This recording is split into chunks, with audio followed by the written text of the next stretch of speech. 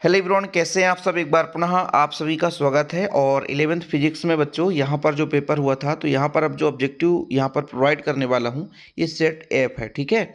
और इसके पहले मैंने वीडियोज ऑलरेडी प्रोवाइड कर दिया है, जिसको यदि वो सेट नहीं मिला है तो हमारे चैनल पे जाकर देख लें। दूसरी बात ये है कि आप लोग हमें पेपर भी भेज सकते हैं। तो चलिए यहाँ पर आप लोग देख लीजिए। पहला आपका है सार्थक अंक। पहली बात तो ये है, यहाँ पर सार्थक अंक की परिभाषा आप लोग जानते होंगे, जिसके आधार पर वास्तविकता को प्रकट किया जाता है। तो यहाँ पर यदि कोई अंक है, उसके पहले कितने भी जीरो हो उसका कोई वैल्यू नहीं रहता, केवल सार्थक अंक एक है बच्चों।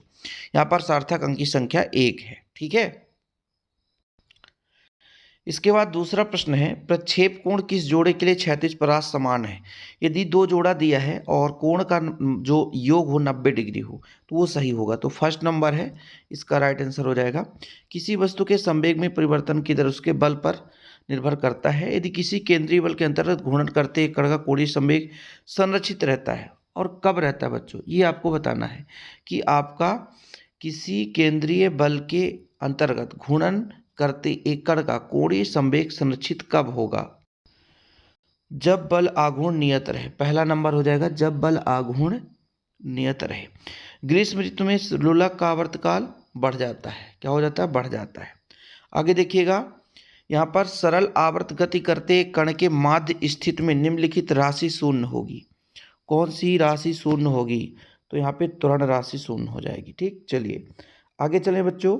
उचित शब्दों में बताना है, 1 सेंटीमीटर भुजा वाले 10 घाते -6, क्योंकि भाई साहब देखो 1 सेंटीमीटर को मीटर में बदलोगे तो 1/100 हो जाएगा, क्यूब लगा है, जब घात 3 करोगे तो यही आएगा।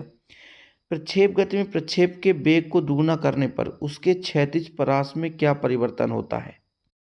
तो इसका राइट आंसर होगा बच्चों 4 गुना, ठीक है। यदि किसी एक वस्तु पर F बल लगाया जाए, भी वेग प्राप्त होता है, तो व्यय शक्ति मतलब औसत शक्ति, इसका मान है FB/2, ठीक है।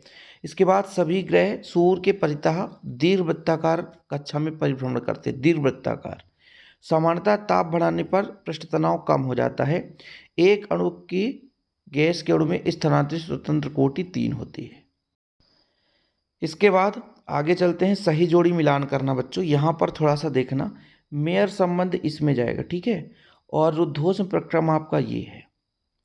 इसके बाद आदर्श गैस समीकरण PV = RT, यहाँ पर थोड़ा सा ध्यान देना। और ये जो बायल का नियम है बच्चों, ये बायल का नियम किस पे जाएगा? इस पे जाएगा। चार्ल्स का नियम V/T पे जाएगा, तापमान से संबंधित आयतन से। और दाब ये आपका ये हो जाएगा, ठीक। चलिए इसके बाद आपका एक शब्द में उत्तर, उस कारक का नाम जिस पर किसी वस्तु का जड़त्व निर्भर करता है, वो आपका द्रव्यमान है। पलायन वेग 11.2 किलोमीटर/सेकंड होता है। किसी तनित तार के पार्श्विक विकृति और अनुदैर्घ्य विकृति के अनुपात को पायसन अनुपात कहते हैं। तरंगों के अध्यारोपण के कारण उत्पन्न घटना, व्यतिकरण लिख लो। प्रगामी तरंग किसे कहते हैं? परिभाषा बतानी है। कोई बच्चा है प्रगामी तरंग की परिभाषा बताएगा? ठीक है, बहुत ही सिंपल है प्रगामी तरंग की परिभाषा। जब किसी माध्यम में कोई ऐसा विक्षोभ उत्पन्न होता है कि माध्यम की बिना रूप बदले एक निश्चित चाल से आगे बढ़ता है, तो उसे हम प्रगामी तरंग। अब ऐसी परिभाषाएं आप लोगों से बननी चाहिए, बनता भी होगा।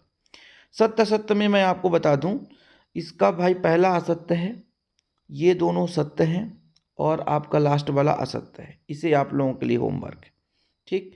बाकी ये पेपर डिस्क्रिप्शन में आपको हमारे टेलीग्राम का लिंक मिल जाएगा, वहाँ से आप पेपर डाउनलोड कर सकते हैं, ठीक।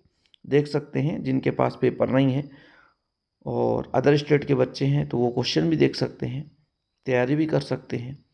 फिलहाल क्वेश्चन थोड़ा सा घुमाकर पूछा गया है, ठीक। कोई दिक्कत तो नहीं। चलिए